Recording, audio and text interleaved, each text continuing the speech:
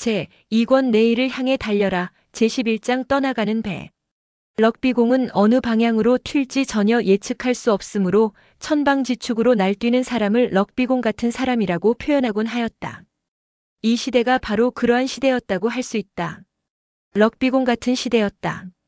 어떤 사건이 어느 나라에서 누구에 의해 발생할지 아무도 예측할 수가 없었다. 이러한 혼란은 춘추시대 초기만의 특징이 아니라 춘추시대 중 후기는 물론 전국시대 전반에 걸쳐 500여 년 동안 끊이지 않고 나타난 춘추전국시대 특유의 현상이었다. 정장공의 죽음 이후 정나라의 쇠퇴와 각 제후국들의 복잡한 이해관계는 럭비공 같은 시대를 예고하는 서막에 불과했다. 기나라를 멸망시키려다 실패하고 세상을 떠난 제2공은 여러 아들과 딸을 두었다. 그중 선강과 문강이라는 두 딸이 있었으니 둘 다 천하절색이라 불렸다. 언니인 선강은 위나라 임금 위선공에게로 시집갔고 문강은 노나라 임금 노환공에게 시집갔으며 두 자매 모두 당시로서는 상상도 못할 명예를 훼손하는 사건들의 중심이 될 줄은 아무도 알지 못했다. 먼저 선강 이야기를 해보자. 선강은 아버지 제2공의 명에 따라 위선공에게 시집을 갔으므로 선강이라 이름하였으니 이는 위선공의 부인 강씨라는 뜻이다. 본래 선강이 시집가기로 예정되었던 사람은 위선공이 아니라 그의 아들인 세자급이었다. 다시 말하면 위선공은 며느리로 맞아들일 여인을 자신의 아내로 삼은 것이었다. 위선공의 본명은 진이었다. 그는 이복 동생 주우가 위환공을 죽이고 임금 자리를 빼앗자 형나라로 망명한 바 있었다. 이후 주우 일파가 노나라 재상 석작에 의해 주살되면서 본국으로 돌아와 군위에 오르는 행운을 얻었다.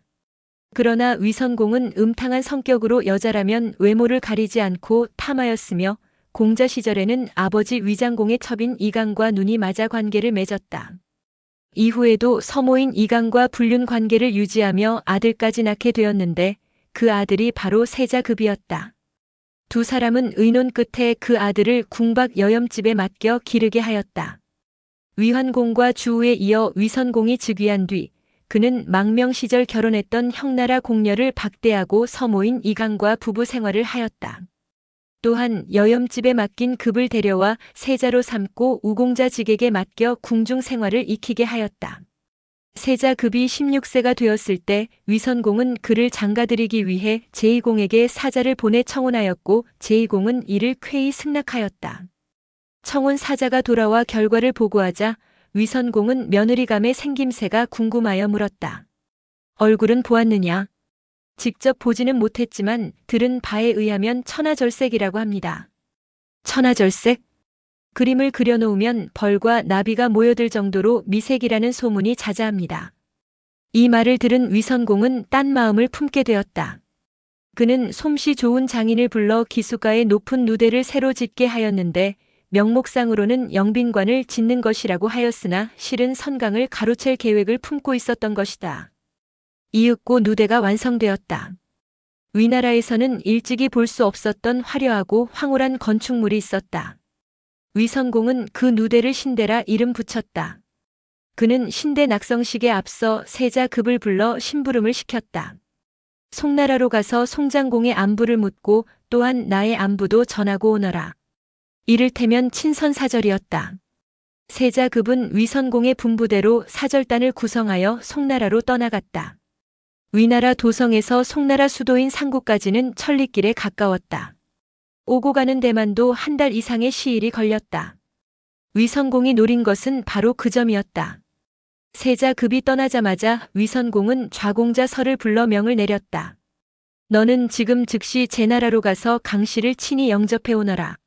시간을 지체해서는 예가 아니니 서둘도록 하라. 좌공자설은 위선공의 재촉에 따라 서둘러 제 나라로 달려가 선강을 데리고 와서는 새로 지은 신대에 들여앉혔다. 선강은 그곳이 자신의 신방인 줄만 알았다. 물론 송나라로 떠난 세자급은 그때까지도 돌아오지 않았다. 그날 밤 선강이 앉아있는 신방으로 위선공이 들어갔다. 선강은 방으로 들어온 사람이 자신의 신랑인 줄 알고 첫날 밤을 보냈다. 그녀는 다음 날이 되어서야 첫날 밤을 치른 사람이 세자급이 아니라 그 아버지 위선공임을 알았다. 그러나 어쩌랴 물은 이미 엎질러진 뒤였다. 그날 이후로 선강은 위선공의 애첩이 되었다. 이 일은 위나라 백성들 사이에도 알려지게 되었다. 위나라 백성들은 노래를 지어 부르기를 좋아했는데 신대라는 제목의 유행가가 도성거리마다 불려졌다. 신대는 화려하고 기수에 물은 도도하게 흐르는데 좋은 낭군 찾아 이곳까지 왔건만 거저 같은 자에게 가로채였구나. 고기를 잡고자 친 그물에 어찌하여 기러기가 걸렸는가. 좋은 낭군 찾아 이곳까지 왔건만 척시 같은 자에게 가로채였구나. 거저는 뚱보를 척시는 곱사 등을 가리키는 말로 둘 다 흉물을 지칭한다. 여기서는 위선공의 음탕함을 의미한다. 다시 풀어보면 좋은 낭군을 찾아 머나먼 위나라까지 왔는데 뜻밖의 흉물보다 더 음탕한 위선공의 소유물이 되었음을 안타까워하는 노래인 것이다. 송나라로 떠나갔던 세자급은 한 달이 조금 지나 본국으로 돌아왔다.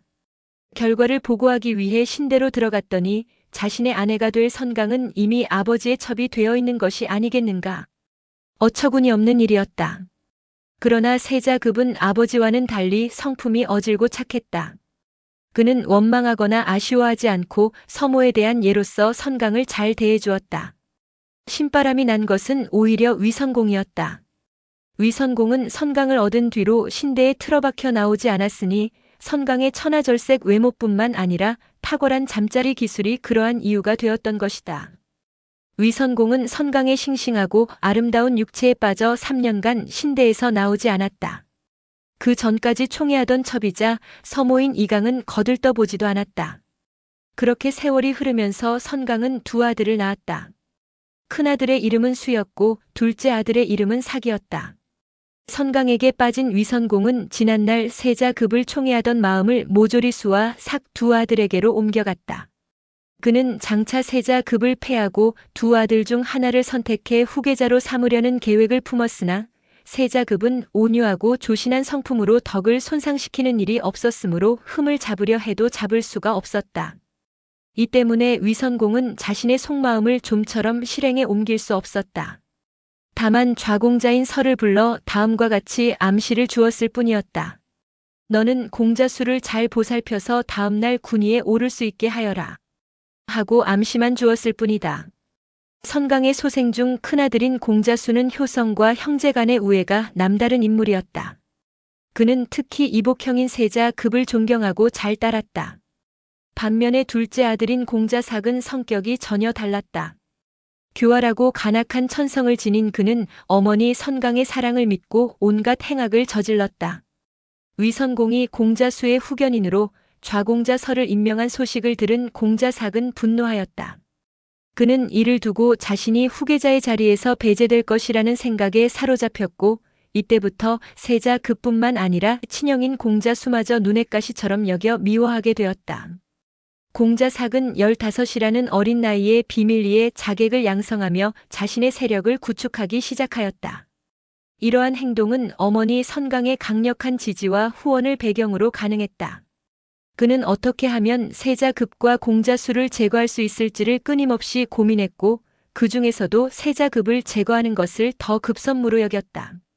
세자급의 생일날 공자수는 정성껏 준비한 주안상을 차리고 세자급을 비롯한 여러 공자들을 초대하였다. 형제애가 깊었던 그는 맏형의 생일을 축하하기 위해 마음을 다하였다. 공자상 역시 그 자리에 참석하였다. 공자들이 모여 즐겁게 대화를 나누고 있는 동안 상마는 말없이 앉아있다가 갑자기 자리에서 일어났다. 몸이 좋지 않아 일찍 들어가 쉬어야겠습니다. 다른 공자들은 그의 말을 듣고 굳이 만류하지 않았다.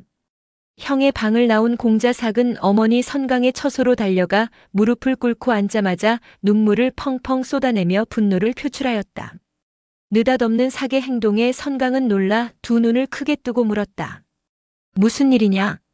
삭은 거짓 눈물을 훔치며 천연덕스럽게 꾸며낸 이야기를 사실처럼 말하기 시작했다. 여러 공자들이 모여 세자 형님의 생일을 축하하며 술을 마시던 중이었습니다. 벼란간 세자 형님이 술에 취하여 저와 수 형님을 보며 너희들은 모두 내 아들이나 마찬가지이다. 라고 말하는 게 아니겠습니까? 저는 화가 나서 아무리 농담이라도 어찌 그런 말을 할 수 있습니까? 하고 따졌지요. 그러자 세자가 다시 말하더군요. 너희 모친은 원래 나의 아내가 아니냐? 그러니 너희 형제는 나보고 아버지라고 해야 마땅하다. 저는 그 말을 듣고 분을 참을 수 없어 계속 따지고 들었습니다. 그랬더니 세자는 대뜸 주먹으로 저를 때리려 하는 게 아니겠습니까? 다행히 수 형님이 옆에서 만류하는 바람에 겨우 그 자리를 도망칠 수 있었습니다. 저는 지금도 분함을 누를 수 없어 가슴이 벌렁벌렁 뜁니다. 바라건대 어머니께서는 이 일을 아버님께 여쭈어 세자의 방자함을 꾸짖어 주십시오. 사계 말에 선강은 얼굴이 새파랗게 질렸다. 그녀는 세자 급을 볼 때마다 자격지심에서 비롯된 증오심이 끌어올라 견딜 수가 없었다. 세자의 아내가 되기 위해 시집왔으나 졸지의 시아버지의 애첩이 된 상황이 그녀의 마음을 짓눌렀던 것이다. 선강은 가능한 한 세자 급과 마주치기를 피했고 그에 관한 이야기는 일부러 귀를 닫아 걸었다. 어쩌면 그녀의 마음속에는 세자 급이 죽어 없어지기를 바라는 마음이 강하게 자리 잡았을지도 모른다. 삭은 선강의 이러한 자격지심을 이용하려는 것이었다면 그의 시도는 성공적이었다. 삭의 말을 들은 선강은 미치기라도 한 듯 두 눈에서 퍼런 인광을 뿜어내며 세자급을 저주하였다. 이자를 죽이지 않으면 내 더 이상 세상을 살지 않으리라. 선강은 위선공이 내궁에 들기를 기다렸다가 눈물부터 흘렸다.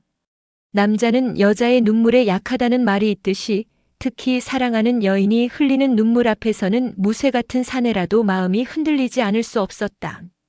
위선공도 예외는 아니었다. 선강의 아름다운 눈동자에 맺힌 눈물방울을 본 위선공은 그 사연을 묻지 않을 수 없었다. 무슨 일이 있었소? 선강은 더욱 가련한 모습으로 어깨를 들썩이며 낮에 들었던 공자 사계 말을 빠짐없이 고해 바쳤다. 거기에 자신이 꾸며낸 말까지 덧붙였다. 세자급은 심지어 이렇게 말했다고 합니다. 너희 모친은 본래 내 아내라 할 수 있으니 언젠가는 다시 내게로 돌아와야 한다. 나는 언제든지 받아들일 준비가 되어 있다. 도대체 이게 아들 된 자로서 할 수 있는 소리입니까? 소첩은 기가 막히고 부끄러워서 더 이상 살기가 싫습니다. 위선공은 원래부터 세자급의 흠을 잡아 세자 자리를 공자수에게 넘겨주려는 마음을 품고 있었다. 선강의 말을 들은 그는 세자급이 한없이 괘씸하게 여겨졌다. 다음 날 위선공은 세자급을 불러 험악한 기세로 꾸짖었다. 동시에 그의 생모인 이강에게도 심한 꾸지람을 내렸다. 대관절 자식을 어떻게 가르쳤기에 해괴망측한 소리가 그의 입에서 나오게 하는가.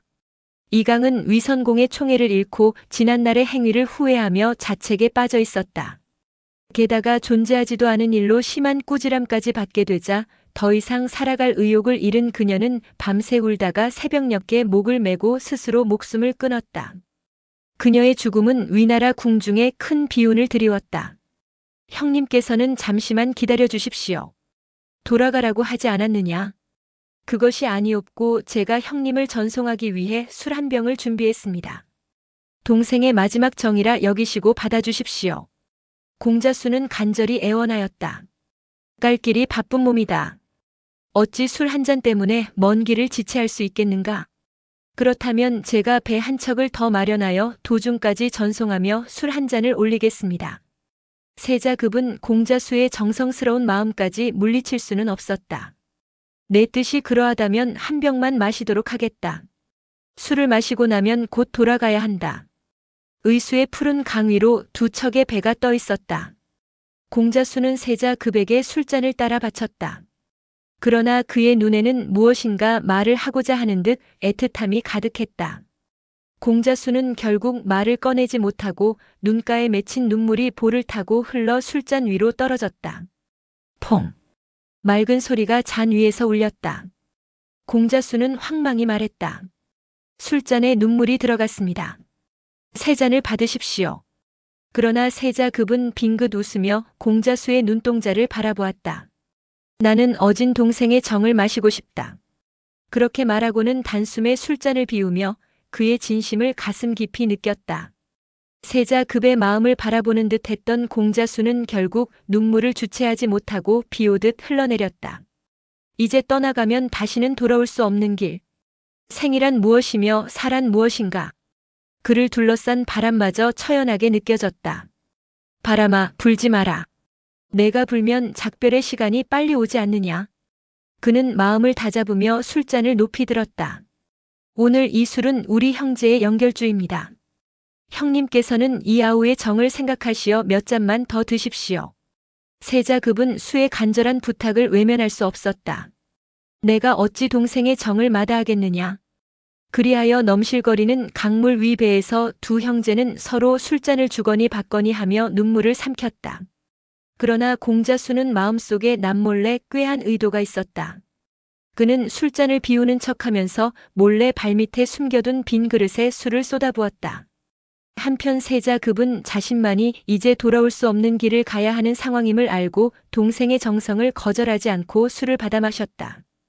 차츰 술이 들어가며 그는 크게 취해 그 자리에서 쓰러져 깊은 잠에 빠져들었다. 공자수는 자리에 일어나 먼 하늘을 바라보았다.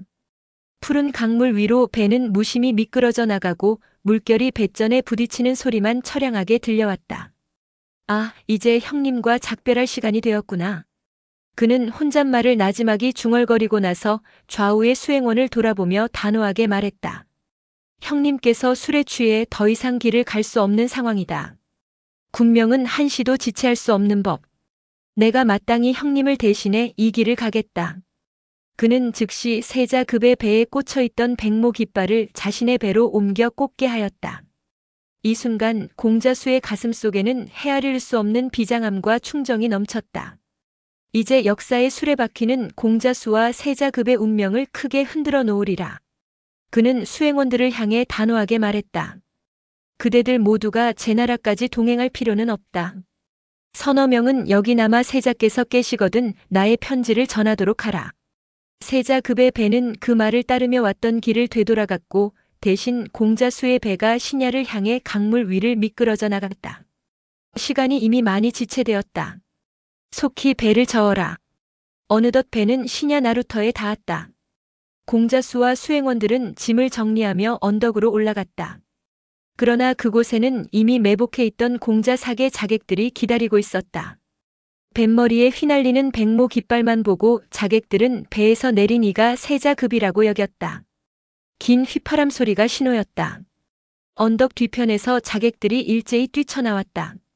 난데없이 나타난 도적 같은 자객들의 수행원들은 공포에 질려 몸을 떨었다. 그러나 공자수는 당당히 앞으로 나섰다. 나는 위나라 군우의 장자이다. 군명을 받고 제 나라로 향하거늘 감히 앞길을 가로막는 자가 누구냐. 자객들은 이를 비웃으며 크게 소리쳤다. 우하하, 우리는 바로 위나라 임금의 명을 받고 내 목을 취하기 위해 기다리고 있었던 자들이다. 그 말이 끝나기가 무섭게 자객 중 하나가 날쌔게 몸을 날리며 칼을 휘둘렀다. 순간 공자수의 목이 허공에서 분수처럼 선혈을 뿜으며 땅에 굴러 떨어졌다. 그 끔찍한 광경을 본 수행원들은 공포에 질려 혼비백산하며 사방으로 달아나 버렸다. 자객들이 원하던 것은 세자급의 목이었고 그들은 목적을 달성했다고 여겨 더 이상 주저할 이유를 찾지 않았다. 자객들은 공자수의 목을 준비해온 나무함에 넣고 배에 꽂혀있던 백모 깃발을 거두어 돌아갈 준비를 마쳤다. 이때 세자급은 술에서 깨어나고 있었다. 주량이 약해 금세 취했던 그는 깨어나는 것도 빠른 편이었다. 깨어난 급은 주위를 둘러보며 공자수의 모습이 보이지 않음을 이상히 여겼다. 잠시 뒤 한 수행원이 공자수가 남긴 간차를 급에게 건네주었다. 당시에는 종이가 발명되기 전이라 대개 글은 대나무나 천에다 적었고 간찰은 대나무에 쓴 편지라는 뜻이었다. 간찰에는 단 2마디만 적혀 있었다. 동생이 대신 갑니다. 형님은 속히 피하십시오. 편지 내용에 담긴 수의 진심을 알아챈 세자급은 깊은 비통함을 느끼며 눈물을 주르르 흘렸다. 동생이 나 대신 가서는 안 될 곳으로 갔구나. 그럴 수는 없다. 지금이라도 늦지 않았을지 모른다. 빨리 가면 동생을 구할 수 있을 것이다. 세자급은 남은 수행원들을 다그치며 배를 더 빠르게 저으라고 명령하였다. 그의 배는 바람보다도 빠르게 강물을 미끄러져 나갔고 그 속도에 놀란 강변의 새들이 흩어져 서쪽 하늘로 날아갔다. 어느덧 해가 저물고 달빛이 물 위를 은빛으로 물들였다. 물결이 갈라질 때마다 달빛 또한 흩어져 나갔고 그 산산이 부서지는 월광은 마치 세자급의 불안하고 초조한 마음을 대변하는 듯했다. 그는 뱃머리에 서서 쉼없이 먼 곳을 바라보며 희미한 희망에 매달렸다. 얼마나 그렇게 시간이 흘렀을까? 문득 달빛 저편에서 한 척의 배가 모습을 드러냈다. 가까이 다가갈수록 그 배의 형체는 점점 분명히 드러났다. 마침내 그 배가 공자수의 배임을 알아차린 세자급은 환성을 지르며 크게 외쳤다. 하늘이 도우사 내 동생이 살아있구나. 그러나 그 순간 곁에 있던 수행원 하나가 이내 고개를 갸웃거리며 외쳤다. 저 배는 가는 배가 아닙니다. 이쪽으로 다가오고 있습니다. 급은 배의 움직임이 이상함을 감지하고 다시 초조함에 휩싸였다. 그는 다급히 명령했다. 노를 더 세게 저어라. 두 배는 점점 가까워졌다. 달빛 아래 돛과 뱃머리가 선명히 보이기 시작하더니 갑판 위에 서 있는 사람들의 형체도 뚜렷해졌다. 그러나 세자급의 기대와 달리 그 배 위에 보이는 것은 공자수의 모습이 아닌 낯선 사람들 뿐이었다. 세자급은 짐작되는 바가 있어 뱃머리를 그 배와 나란히 대게 한 뒤 큰 소리로 물었다. 주공께서 명하신 일은 잘 마쳤느냐? 공자수의 배에 있던 자객들은 세자급을 공자삭이 보낸 사람으로 오해하였다. 그들 중 우두머리 되는 자가 나무함을 높이 들며 뿌듯한 표정으로 대답했다. 여부가 있겠습니까? 단칼에 목을 베어 지금 돌아가는 길입니다. 그 말을 들은 세자급은 한순간 몸이 얼어붙는 듯한 차가움을 느끼며 가슴이 서늘해졌다. 세자급은 대답 대신 자객들이 탄 배로 훌쩍 뛰어올랐다. 그는 우두머리로부터 나무함을 빼앗듯 건네받아 뚜껑을 열었다. 아, 혹시나 하는 마음으로 열어본 나무함 속에는 공자수의 잘린 머리가 자는 듯 눈을 감고 있었다. 하늘은 그의 신락 같은 기대마저 무참히 저버린 것이었다. 하늘이여, 하늘이여. 어찌 이리도 무정할 수 있습니까? 세자급은 자리에 주저앉아 나무함을 끌어안고 크게 통곡하였다. 그의 처절한 울음소리에 자객들은 깜짝 놀라며 미심쩍은 눈길로 그를 바라보았다. 그중 한 자객이 물었다. 본시 아버지가 아들을 죽이라고 시킨 것인데 새삼스레 하늘을 원망하는 것은 무슨 까닭이요? 세자급은 자리에서 일어나 자객들을 향해 외쳤다. 너희들은 나를 잘 보아라. 내가 바로 세자급이다. 내가 불효하여 부친에게 죄를 지어 부친이 나를 죽이라고 한 것인데 너희들은 어찌하여 나의 동생 수를 죽였는가? 내 동생은 아무 죄가 없다. 너희들은 어서 나의 목을 베어 임금에게 갖다 바치고 사람 잘못 죽인 죄를 빌도록 하라. 그의 말에 자객들은 기겁하며 서로를 쳐다보았다. 한편으로는 나무함 속 공자수의 머리를 보며 다른 한편으로는 처연하게 서 있는 세자급의 얼굴을 보기도 하였다. 자객들 중에 세자급의 얼굴을 알아보는 자가 있었다. 그는 은빛 달빛 아래 드러난 세자급의 일그러진 얼굴을 유심히 바라보다 동료들에게 말했다. 과연 우리가 사람을 잘못 죽였구나. 그 말이 떨어지기가 무섭게 자객들은 재빨리 칼을 뽑아 세자급의 목을 향해 내리쳤다. 이미 자신의 운명을 순순히 받아들이기로 결심한 세자급이었다. 그는 아무런 저항도 하지 않고 목을 길게 빼어 자객들의 칼날을 받아들였다. 달빛 속에서 핏줄기가 솟구치며 공기를 가르며 흩어졌다.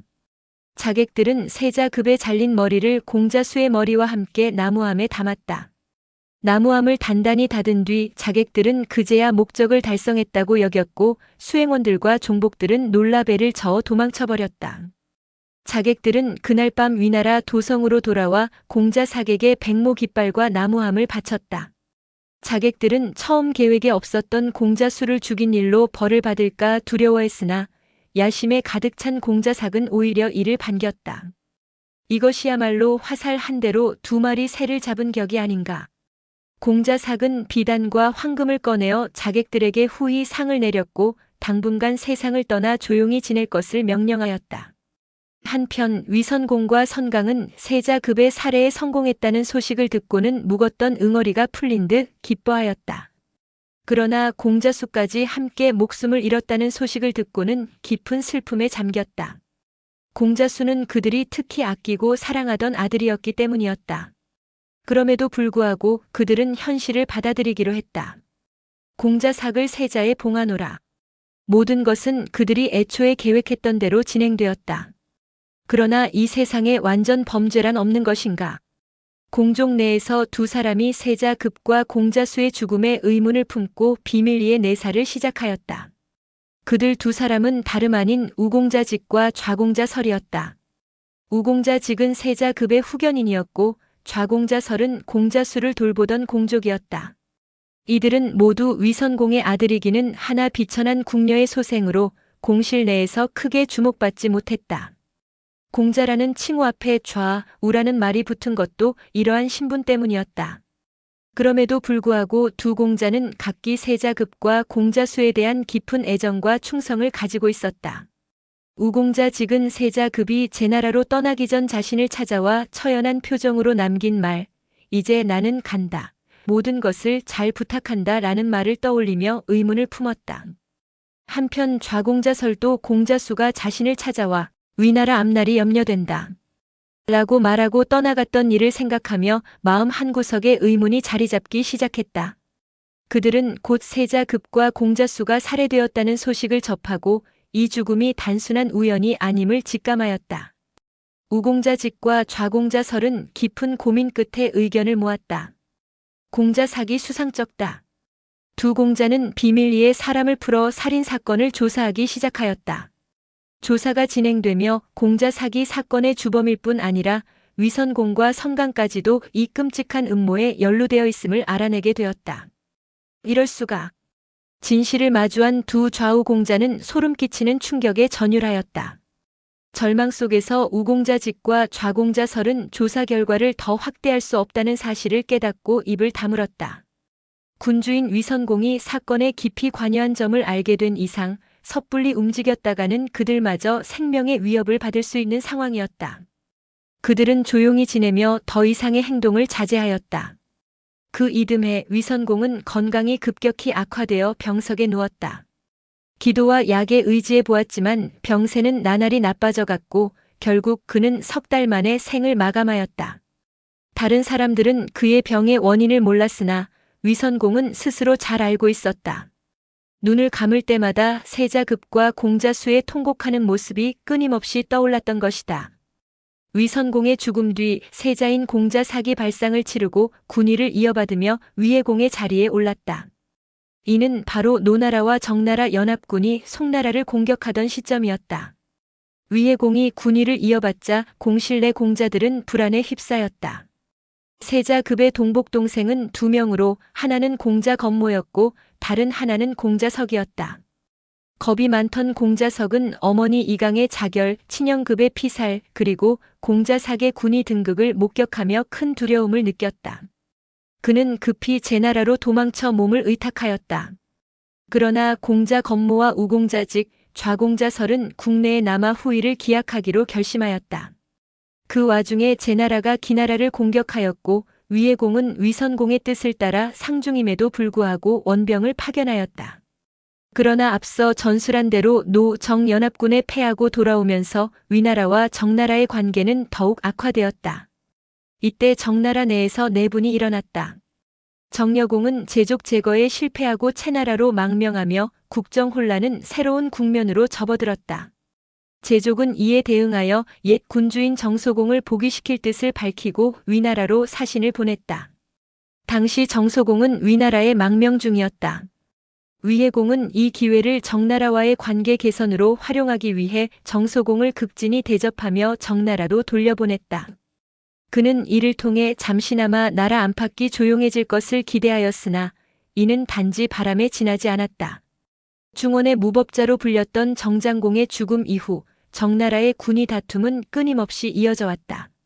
정소공의 즉위와 망명, 정여공의 즉위와 망명, 그리고 다시 정소공의 복위로 이어진 이 복잡한 권력 다툼은 아직 끝이 아니었다. 이번에는 채나라로 망명했던 정여공이 다시 정소공을 향해 반격의 칼을 뽑아들었던 것이다. 이는 곧 위해공에게 또 다른 시련으로 이어졌다. 정여공은 제족 암살에 실패한 후 정나라를 떠났지만 정나라 군위에 대한 미련을 결코 버리지 않았다. 그는 어떤 수단을 써서라도 신정으로 돌아가겠다는 결심을 굳혔다. 어떻게 해서든 다시 신정으로 돌아가리라. 채나라 상인 중 한 거상은 정여공과 가깝게 지내며 귀한 폐물을 거래하곤 하였다. 정여공은 이 상인과 신뢰관계를 쌓은 뒤 은밀히 부탁을 건넸다. 나는 정나라 역성을 거점으로 다시 군의를 도모하려 한다. 지금 역성을 지키는 이는 지난날 나의 신하였던 만백이다.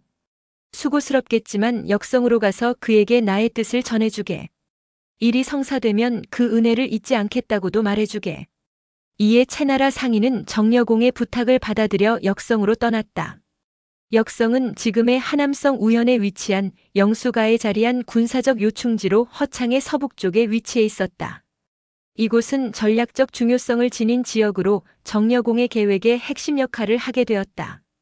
그러나 얼마 지나지 않아 채나라 상인은 정여공에게 돌아와 만백이 그 제안을 이런지하에 거절했음을 보고하였다. 이를 듣고 한참 동안 입술을 깨물며 고뇌하던 정여공은 다시 채나라 상인에게 간청하였다. 그렇다면 그대가 나를 위해 힘을 써주겠는가?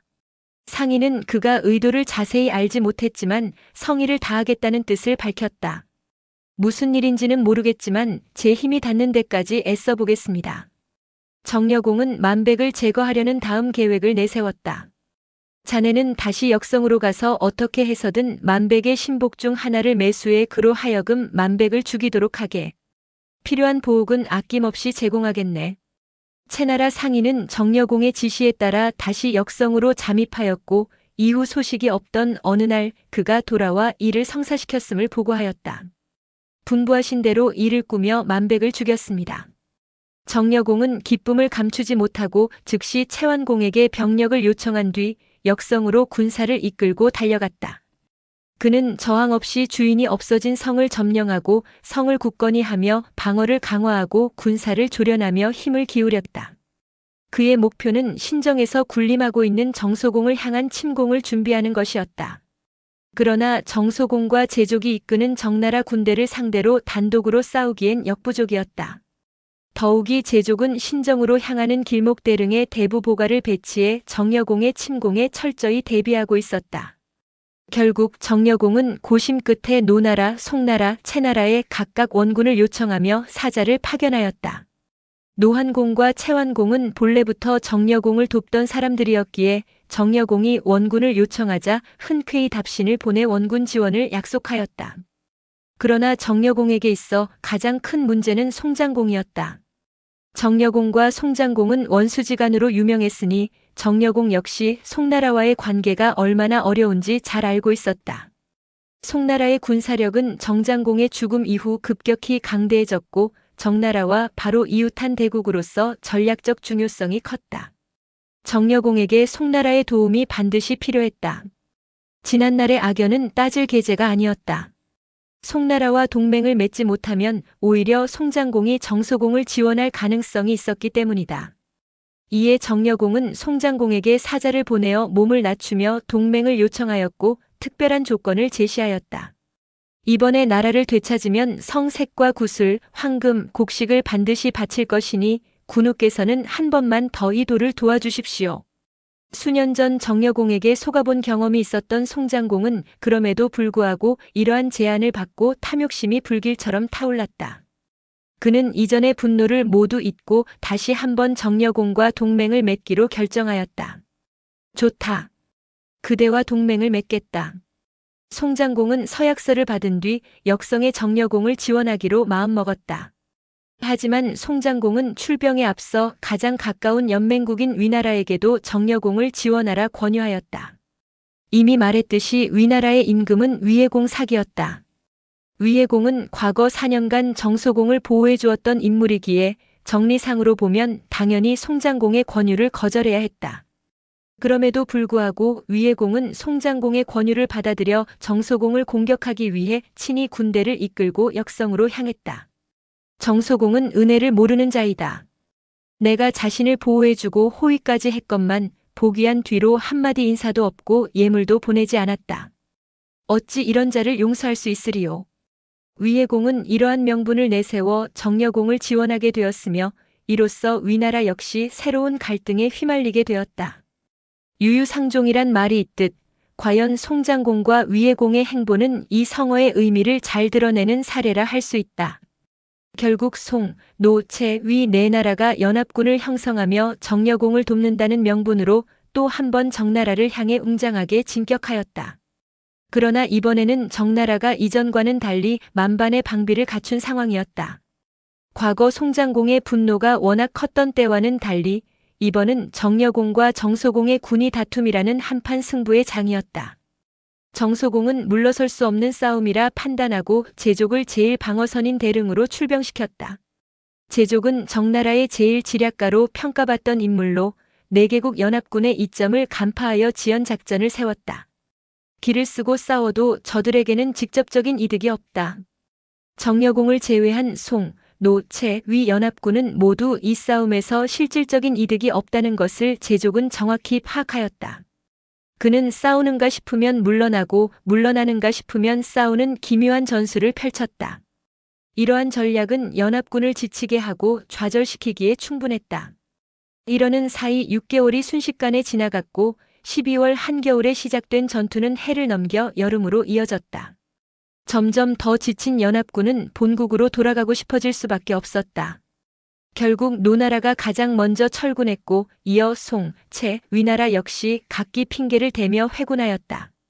결국 정소공과 정여공의 다툼은 정소공의 승리로 끝을 맺었다. 송장공은 아무런 이득도 얻지 못하고 오히려 정소공과 제족의 원한만을 사게 되었다. 위해공 삭은 이번 싸움으로 인해 가장 큰 피해를 본 사람이었다.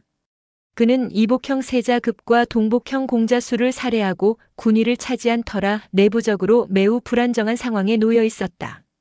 특히 위나라 내부에는 여전히 세자급을 추종하던 일파가 상당수 남아 있었다. 그 대표적인 인물이 우공자설과 좌공자직이었다. 위해공이 직접 군사를 이끌고 역성으로 나가자 두 공자는 속으로 기뻐하지 않을 수 없었다. 이는 세자급과 공자수의 원수를 갚을 수 있는 절호의 기회였기 때문이다. 여기에 대부 영괴가 합세하였다. 영괴는 위선공 시절부터 세자급을 지지하던 인물로 이 계획에 적극적으로 가담하였다. 악당은 멀리 떠났다. 우리가 일을 시작할 때는 바로 지금이다. 세 사람은 머리를 맞대고 논의한 끝에 세자급의 동복 동생인 공자 건모를 군위에 올리기로 결정하였다. 이는 위나라 백성의 인심을 얻고 혼란을 최소화하기 위한 전략이었다. 대부 영괴는 머리가 빠르게 회전하는 인물이었다. 그는 두 공자에게 의견을 제시하였다. 굳이 군사를 일으키지 않아도 공자 건모를 군위에 올릴 방법이 있습니다. 지금 위해공은 역성 싸움에 참가했기 때문에 돌아오려면 시간이 걸릴 것입니다. 이럴 때 위해공이 정나라를 치다가 전사했다는 소문이 돌게 한다면 우리는 큰 어려움 없이 공자 건모를 군위에 앉힐 수 있을 것입니다. 그런 뒤에 군사를 매복시켜 귀국하는 위해공을 급습한다면 그를 손쉽게 제거할 수 있을 것입니다. 그 말을 들은 두 공자는 그의 계책에 탐복하며 외쳤다. 묘책이요. 당장 실행에 옮깁시다. 며칠 후 위나라 도성에는 위해공 삭이 역성 전투에서 전사했다는 소문이 빠르게 퍼졌다. 이 소문은 신하들과 백성들 사이에서 진실로 받아들여졌고 모든 일은 순조롭게 진행되었다. 우공자설과 좌공자직은 공자 건모를 추대하여 임금 자리에 앉혔으며 신하들은 새 임금에게 나아가 하례를 올렸다. 이어 세 사람은 위해공이 두 형인 세자급과 공자수를 악독한 방법으로 살해했다는 사실을 공표하며 널리 방을 내부쳤다. 아울러 죽은 세자급과 공자수를 위해 다시 장례를 치르고 관을 개장하였다. 또한 사자를 주왕실로 보내어 자초지종을 알렸으며 이는 정식 제후로 공인받기 위한 조치였다. 동시에 대부 영괴에게 명하여 군사를 이끌고 교회에 숨어 있다가 위해공이 돌아오는 즉시 그를 처단할 준비를 갖추게 했다. 급한 일들이 대체로 마무리된 후 우공자설은 좌공자직에게 말했다. 이번 일은 모두 선강으로 인해 빚어진 일이다. 그 여자를 죽이지 않고서는 일이 완전히 끝났다고 할 수 없을 것이다. 그러나 좌공자직은 고개를 저으며 의견을 달리하였다. 선강이 비록 죄를 지었다 해도 그녀는 재양공의 여동생이 아닙니까? 공연히 그녀를 죽였다가 재양공의 원한을 사게 되면 나라에 큰 해가 될 것입니다. 차라리 그녀를 살려두어 제 나라와 우호를 유지하는 편이 더 나을 것입니다. 좌공자직의 말이 일리가 있다고 여긴 우공자설은 고개를 끄덕이며 선강을 죽이는 대신 별궁으로 내쫓는 것으로 일을 마무리했다. 한편 역성 전투에 참가했다가 별다른 성과 없이 귀로에 오르던 위해공은 도성 가까이 이르러 좌우 공자들이 난을 일으켜 공자 건물을 군 위에 올렸다는 소식을 전해 들었다. 진작에 그들을 처단했어야 했는데 후회해 보았으나 이미 소용없었다. 이제 그의 목숨마저 위태로운 상황에 놓이게 되었다. 위해공은 도성으로 군사를 몰아 공격할 생각도 해보았지만 이미 지친 군대와 그들이 자신을 위해 끝까지 싸워줄지 알 수 없는 상황에서 후위를 도모하기로 결심하였다. 그리하여 그는 어머니 선강의 나라 외숙인 재양공이 다스리는 제나라로 몸을 의탁하기로 결정하고 말하였다. 임치성으로 가자. 임치는 제나라 수도로 현재의 산동성에 위치해 있다. 위해공이 임치성으로 들어가 재양공을 만나자마자 눈물을 흘리며 말했다. 제가 본국으로 돌아가 다시 군 위에 오른다면 부고의 모든 보물을 바치겠습니다. 재양공에게는 위해공이 조카인 만큼 그는 그를 위로하며 약속했다. 아무 염려하지 말아라. 내가 군사를 일으켜 내가 다시 위나라를 찾을 수 있도록 해주겠다. 하지만 그때 재양공은 한창 혼사 문제로 바쁜 상황이었다. 얼마 전 노나라를 통해 주왕실에 청혼하였는데 그 청혼이 받아들여져 혼사를 준비 중이었다. 이 때문에 재양공은 노나라와 중매 사자를 왕래시키며 일이 바쁜 와중이었다. 재양공은 위해공에게 당장의 지원 대신 다음과 같이 말했다. 내가 지금 주왕실의 사위가 되려는 상황인데 같은 주왕실의 사위인 건모를 치는 것은 보기에 좋지 않다. 혼사가 끝난 후에 위나라를 찾아줄 테니 잠시 기다려라. 마음이 조급했던 위해공은 그 말을 듣고 잠시 망설였으나 마지못해 대답하였다. 어쩔 수 없지요. 경사가 끝날 때까지 기다리겠습니다. 하지만 어머니의 안위가 걱정되어 한시도 마음이 편하지 않습니다. 재양공은 이를 듣고 말했다. 그 일이라면 걱정하지 말아라. 이미 누이 동생을 위해 적절한 계책을 마련해 두었다. 그대는 이곳에서 편히 머물며 때가 오기만을 기다려라. 위해공은 더 이상 강하게 요구해봐야 소용없음을 알고 조용히 물러났다. 재양공이 선강을 위해 마련한 묘책은 놀랍고도 충격적인 것이었다. 그는 사촌 동생 공손무지를 불러 비밀리에 다음과 같은 특명을 내렸다. 그대도 알다시피 위나라의 시집간 선강은 나의 여동생이다. 그러나 위나라 사람들에게 그녀가 언제 죽임을 당할지 알 수 없는 상황이다. 어떻게든 그녀를 살릴 방책을 마련해야 한다. 마침 우리나라의 세자급의 동복동생이자 위후 건모의 친동생인 공자석이 머물고 있다. 그대는 그를 데리고 위나라로 들어가 선강과 함께 살도록 주선하라. 그것만이 선강을 구하고 나아가 위해공 사기 다시 군위를 되찾을 때에도 큰 도움이 될 것이다. 재양공은 비록 공자석이 선강의 아들임에도 불구하고 그와 선강이 부부가 되도록 주선하려 했다. 이 시대에 이러한 가족 관계의 경계를 넘는 일이 성풍속으로 묵과된 것인지 아니면 단지 재양공과 위선공이 유별난 성격의 소유자인지 해석하기 어려운 대목이다. 재양공의 밀명을 받은 공손무지는 공자석을 데리고 위나라로 들어갔다. 공자석은 위후 건모의 친동생이었기에 귀국길에 아무런 방해를 받지 않았다. 오히려 그는 임금이 된 형 건모를 만나 세자급의 죽음을 함께 추모하며 그동안의 회포를 풀었다. 이어 공손무지는 제나라 사신의 자격으로 위후 건모와 그 신하들에게 재양공의 부탁을 전했다. 공자석과 선강이 함께 살 수 있도록 주선해 주십시오. 한편 별궁에 갇혀 언제 죽을지 모르는 생활을 하던 선강은 이 소식을 들으며 크게 기뻐하였다. 이제야 내가 살 수 있겠구나. 위후 건모와 그 신하들은 공손무지로부터 재양공의 청을 전해 듣고 내심 기가 막히고 비웃음이 나왔으나 겉으로는 이를 지지하는 태도를 보였다. 무엇보다도 제나라와의 우호 관계를 유지하는 것이 그들에게 이익이었기 때문이었다. 특히 전임 임금인 위해공이 제나라로 망명해 있던 상황에서 공연히 선강 문제로 재양공의 심기를 건드릴 필요가 없다고 판단한 것이었다. 그들은 선강을 공자석과 맺어줌으로써 재양공의 환심을 살 수 있다면 그것이 더 큰 이익이라 여겼다. 그러나 당사자인 공자석은 그 이야기를 듣고 놀라며 거세게 거절하였다. 선강은 아버님이 데리고 살던 여자이고 맏형급의 신부였습니다. 그런 여자를 내가 어찌 데리고 살 수 있단 말이오. 부자간의 윤리로도 형제간의 의리로도 있을 수 없는 일입니다. 공자석의 완강한 태도는 공손무지를 난처하게 만들었다.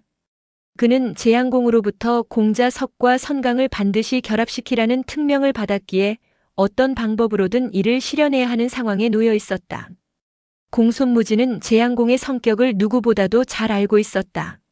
재양공은 그의 사촌으로 어릴 적부터 함께 자라왔으나 두 사람의 관계는 미묘하고 복잡하였다. 공손무지는 제2공의 총애를 받았고 제2공은 공손무지를 친아들처럼 대우하며 세자였던 재양공과 동등한 대우를 지시할 정도였다. 그러나 재양공은 시기심이 많고 독선적인 성격으로 공손무지를 깊이 경계하고 질투하였다. 특히 그가 세자 시절부터 자신과 동등한 대우를 받는 공손무지를 노골적으로 싫어하며 제2공이 죽고 자신이 군위에 오르자 즉시 공손무지에 대한 모든 예우를 철폐하라는 명령을 내리기도 하였다. 지금까지 공손무지에 대한 예우를 철폐하라. 공손무지는 마치 살얼음판을 걷는 기분이었다. 그럼에도 불구하고 그는 재양공의 명령을 무시할 수 없었기에 공자석과 선강의 결합을 성사시키기 위해 어떤 대책을 강구해야 하는 상황에 놓였다. 이러한 갈등은 재양공과 공손무지 사이의 오랜 긴장 관계를 더욱 두드러지게 만들었다. 재양공의 성격은 마치 언제 폭발할지 모르는 화산과 같았다. 공손무지는 가능한 한 그를 멀리하려 했지만 이번에는 피할 수 없는 특명을 받았다. 공자석과 선강을 맺어주라는 명령이었다. 이를 이행하지 못하면 자신의 운명이 끝날 수도 있다는 절박함 속에서 공손무지는 고민을 거듭했다. 공자석의 단호한 거절에 공손무지는 마지막 수단으로 좌공자직을 찾아갔다. 그는 자신의 난처한 상황을 호소하며 동시에 위나라에 대한 은근한 협박을 내비쳤다. 이번 일이 성사되지 않으면 내 무슨 면목으로 본국으로 돌아가 우리 주공을 뵐 수 있단 말이오. 이제 나는 죽은 목숨이나 마찬가지외다. 좌공자직은 공손무지의 말뜻을 알아차렸다. 그는 선강 문제로 제나라와의 관계가 악화되는 것을 두려워했으며 오히려 선강을 이용해 제나라와 동맹을 맺는 것이 자신의 정권에 유리하다고 판단했다. 공손무지와 머리를 맞대고 논의한 끝에 좌공자직은 한 가지 계책을 떠올렸다. 어느 날 밤 좌공자직은 성대한 연회를 준비하고 공자석을 초청했다. 연회장에 들어선 공자석은 화려한 광경에 놀라 입을 다물지 못했다. 실내에는 끊임없이 울려 퍼지는 음악과 함께 꽃보다 아름다운 여인들이 요염한 자태로 앉아 있었다. 오랜 망명 생활로 얼마나 적적하고 외로웠겠는가. 오늘 밤은 모든 것을 잊고 회포를 풀어보시게나. 위나라 음악은 색정적이다. 듣고 있노라면 절로 음심이 솟아오른다. 공자석은 호색하는 아니었으나 그날 저녁만은 마음껏 음악과 술을 즐겼다. 좌공자직은 연신 새로운 무희를 들어오게 하여 선정적인 춤과 음악을 보여주는 한편 공자석에게 계속 술을 권했다. 마침내 공자석은 술 기운을 이기지 못하고 그 자리에 쓰러져 코를 골기 시작했다. 이제 됐다. 어서 별궁으로 모셔라. 좌공자직의 신호에 기다렸다는 듯이 시종들이 나타나 골아떨어진 공자석을 들쳐매고 별궁으로 향했다. 그가 눕혀진 방은 다름 아닌 선강의 방이었다. 그날 밤 공자석은 선강과 함께 잤다. 연회장에서 들은 음탕한 음악 때문인가. 그는 옆의 여자가 누구인지도 모르고 취한 김에 질탕한 육체관계를 맺었다. 선강은 자신의 실력을 마음껏 발휘했다. 꿈결에서 공자석은 지금까지 몰랐던 전혀 다른 세상을 경험했다. 질탕한 밤이 지나가고 아침 해가 떴다. 공자석도 잠에서 깨어났다. 곁에 한 여인이 누워 있었다. 그는 놀라서 돌아보았다. 이게 어찌 된 일인가? 서모 선강이 나체로 누운 채 새근새근 잠자고 있는 것이 아닌가? 간밤에 황홀했던 일들이 머릿속을 스쳐갔다. 비로소 그는 자신이 무슨 일을 저질렀는가를 알았다. 후회했지만 때는 이미 늦었다. 이로써 공자석은 선강과 부부가 되었고 공손무지는 무사히 임무를 수행하게 되었다. 위나라 공실은 여러 차례 변란에 휘말렸지만 공자석과 선강은 별다른 고초 없이 지내며 5자녀를 두었다. 이들 5남매의 운명은 기구한 부모의 인연과는 다르게 당시 기준으로 모두 존귀한 신분에 올랐다. 장남 제자는 안타깝게도 일찍 생을 마감하였다. 차남씨는 우여곡절 끝에 군위에 올라 위대공이 되었다. 삼남회는 뒤이어 위나라 임금 위문공으로 즉위하였다. 맏딸은 송나라의 송환공의 부인이 되었다. 둘째 딸은 허나라의 허목공의 부인으로 시집갔다. 5자녀 중 4명이 임금이 되거나 임금의 배우자로 살아가는 등 존귀한 자리에 올랐지만 당시의 존귀한 신분이라는 것이 항상 평탄한 삶을 의미하지는 않았음을 또한 무시할 수 없다. 후대 사관들은 위선공과 선강 그리고 공자석이 얽힌 해괴한 가족관계를 날카롭게 기록하며 비판을 남겼다. 아비는 며느리를 빼서 아내로 삼았고 자식은 서모를 아내로 맞았으니 피장파장이란 이를 두고 하는 말이다. 또한 이러한 관계가 위나라 가문 내에서 반복되는 특징을 지적하며 이제 이강의 아들이 선강과 함께 살게 되었으니 원래 내려오는 집안 내력이라 이상할 것도 없다. 라고 꼬집었다. 이렇게 제2공의 딸 중 언니였던 선강과 위나라 공실의 이야기는 한편의 비극적이고도 기이한 막을 내리게 되었다. 이제 이야기는 선강의 동생 문강의 삶으로 넘어가게 되는데 그 전에 잠시 정나라 이야기를 해보도록 하겠다. 송, 노, 위, 채 네 나라의 연합군을 지연작전으로 막아낸 정나라의 제족은 신정으로 돌아왔지만 역성의 정여공이 여전히 제거되지 않은 상황이라 마음 편할 날이 없었다.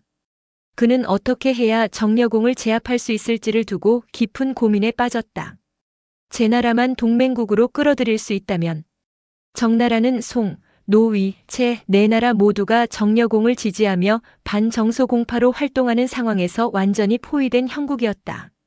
이를 타개할 유일한 해결책은 동방의 대국 제나라와 동맹을 맺어 이 네 나라를 견제하도록 하는 것이었다.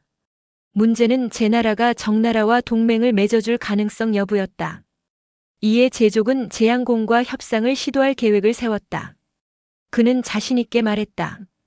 정여공을 치는 일입니다. 지금의 정나라 임금은 제2공이 사위로 삼으려 했을 만큼 소중히 여긴 정소공입니다. 제나라가 우리를 도와준다면 정여공뿐 아니라 송나라조차 두려워할 필요가 없습니다. 제족은 제양공에게 이러한 논리로 접근할 작정이었다. 그는 제나라가 정여공을 미워한다는 사실을 활용하고자 했다. 과거 제나라가 기나라를 공격했을 때 정여공이 기나라를 도와 제2공의 복수를 좌절시켰던 일을 떠올린 것이다. 제족은 이 점이 동맹을 성공적으로 맺을 결정적인 요소가 될 것이라 믿었다. 이를 전해 들은 정소공은 크게 안도하며 제족에게 부탁했다. 예물을 아끼지 말고 듬뿍 가져다 바치십시오. 제나라만 우리를 도와준다면 정여공은 물론 송나라도 더 이상 두려울 것이 없습니다. 며칠 후 제족은 열대의 수레에 황금, 구슬, 비단을 가득 싣고 제나라로 출발했다. 그는 정소공의 위치를 강화하기 위해 외교적 시도로 나섰으나 이 행보가 자신과 정소공에게 치명적인 실책이 될 줄은 꿈에도 몰랐다. 제족의 지혜는 천하에 널리 알려진 바였다. 정소공이 망명 생활을 청산하고 신정으로 복귀할 수 있었던 것, 그리고 정여공의 저항을 막아내고 군위를 유지할 수 있었던 것도 모두 그의 뛰어난 전략 덕분이었다. 이번 임치행 역시 정소공의 지위를 확고히 하고자 한 외교적 시도였다. 하지만 천려의실이란 속담처럼 아무리 뛰어난 자도 한 가지 실수를 피할 수 없었다. 제족은 정소공을 위해 정여공의 위협만을 막아낼 궁리에 몰두했으나 가까운 곳에 숨겨진 또 다른 적이 도사리고 있음을 간과했다. 그 적은 바로 대부고검이었다. 정소공이 귀국하여 군위에 오르던 시점부터 고검이는 내심 큰 불안을 느꼈다. 그는 정소공과 악연으로 얽혀 있었는데 이는 정장공 시절로 거슬러 올라간다. 당시 고검이가 대신 반열에 오를 기회를 얻었으나 세자였던 정소공의 반대로 좌절되었고 이후 악감정이 깊어졌다. 정소공을 몰아내고 정여공을 옹립하는 과정에서 고검이는 제족의 집에서 칼을 만지작거리며 대부들을 위협하며 정소공 축출에 앞장섰다. 이런 고검이는 보기한 정소공이 자신에게 보복할 것을 두려워하여 늘 불안에 떨었다. 보복을 피하는 가장 좋은 방법은 먼저 상대를 제거하는 것이다. 고검이는 겉으로는 정소공에게 순종하는 척하며 속으로는 은밀히 준비를 진행했다. 그는 때를 기다리며 자객을 모아 음모를 꾸미고 있었다. 고검이에게 있어 제족은 눈엣가시이자 제거해야 할 1순위의 대상이었다. 정소공을 향한 고거미의 음모는 제족이 자리를 비우면서 본격적으로 실행될 기회를 얻었다. 제족이 정나라의 외교를 위해 직접 제나라로 떠나자 고거미는 내심 속으로 웃으며 비밀리에 계획을 진행했다. 우선 그는 채나라로 망명한 공자미를 불러들여 자신의 집에 숨겨두었고 거사를 위한 적절한 날을 기다렸다. 마침 12월 겨울철에 올리는 증제의 시기가 도래했고 고거미는 이 날을 거사일로 삼았다. 당시 증제는 임금의 주 임무 중 하나로 특별한 경우가 아닌 이상 대리인을 내세울 수 없기에 정소공은 제사를 올리기 위해 궁인들을 데리고 성문을 나섰다. 그의 행차가 교회로 빠져나왔을 때 복면을 쓴 도적들이 양편 언덕에서 나타나 수레를 에워쌌다. 정소공은 놀라 외쳤지만 도적들은 침묵 속에서 칼을 휘두르며 공격하였다. 수행원 대부분이 무기 없는 궁인들이었기에 방어가 불가능했으며 얼마 안 되는 병사들은 이미 반은 도적들에게 죽임을 당했고 나머지는 목숨을 구하려 도망친 상태였다. 정소공은 수레에서 뛰어내려 피하려 했지만 도적들의 긴 창이 그를 계속 공격했다. 그는 수차례 칼날을 맞으며 결국 고통 속에서 숨을 거두었다. 정소공이 본국으로 돌아온 지 채 3년이 되지 않은 비극적 죽음이었다. 고거미는 곧 공자미를 앞세워 궁으로 들어갔고 신하들에게 정소공의 죽음을 선포하며 공자미를 새 군주로 받들었다. 이로써 정나라의 정권은 하루아침에 고거미의 손에 넘어갔다. 이때부터 공자미는 자미로 불리게 되었으니 이는 그가 시호를 받지 못했기 때문이다. 사가들은 이때의 일을 두고 다음과 같이 평하고 있다. 정소공은 세자 시절부터 고거미가 흉측한 자라는 것을 알았다. 그런데도 2번이나 군위에 있으면서 그를 제거하지 않다가 끝내는 자신이 먼저 재앙을 당했다. 이것은 오로지 정소공의 우유부단한 성격 탓이라고밖에 할 수 없다. 정소공을 살해한 고거미를 욕하기보다는 고거미를 먼저 제거하지 못한 정소공을 비웃고 있는 것이 재미있다. 이러한 평은 당시의 시대풍을 잘 보여주는 일면이라 할 수 있다. 그 무렵 제족은 임치성에 머물며 재앙공을 상대로 정소공을 위한 외교 활동을 펼치고 있었다. 그는 지략가일 뿐만 아니라 화술에도 능했다. 유창한 언변으로 재앙공을 설득하여 동맹을 맺고 정려공을 치려는 정소공을 적극 도와주겠다는 확답을 받아내는 데 성공했다. 그런 중에 정나라에서 변란이 일어났다는 소식을 들었다. 정소공이 교회로 나갔다가 자객들에게 살해되고 대신 공자미가 군위에 올랐습니다. 자객의 배후가 밝혀지지는 않았다고 하나 제족은 고거미가 주범임을 직감했다. 그와 가까이 지내던 공자미가 군위에 오른 것이 그 증거가 아니겠는가. 정소공 외에 다른 사람들은 어찌 되었는가. 제족은 소식을 전하러 달려온 가제에게 물었다. 정소공 말고는 해를 입은 사람은 아무도 없습니다. 그것은 사실이었다. 고거미는 오로지 정소공만을 제거했을 뿐 다른 신하들에 대해서는 전혀 손을 대지 않았다. 이는 대부들을 적으로 돌리면 정권 유지가 어려워질 것이라고 판단한 데서 비롯된 것이다. 그렇다면 내가 정나라로 돌아가도 무방하겠구나. 제족은 고거미가 자신을 해치지 않을 것임을 확신하였다. 두 사람은 정적 관계도 아니었고 오히려 정려공 시절에는 협력하던 동반자였다. 정소공이 포기하면서 고거미의 권력이 위축되기는 했으나 제족과는 별다른 갈등이 없었다. 고거미가 제족을 제거할 필요성을 느끼지 않은 것이 분명했다. 더욱이 제족은 정나라 내에서 공시를 능가하는 기반을 가지고 있었다. 제족을 제거하려는 시도는 곧 경대부 전체를 적으로 돌리는 것과 마찬가지였기에 고거미가 이를 간과할 리 없었다. 어쩌면 고거미는 제족을 제거하려는 대신 그를 자신 편으로 끌어들이는 전략을 택했을지도 모른다. 정소공 외에 다른 대부들에게는 해를 입히지 않았다는 점이 이를 뒷받침한다. 제족은 이를 근거로 곧바로 귀국길에 올랐다. 그의 예측은 정확했다. 고거미는 제족의 귀국을 성대하게 맞아주었다. 이로써 제족은 여전히 정나라 국정의 제1인자 자리를 유지했으며 고거미는 일약 제2실력자로 부상하였다.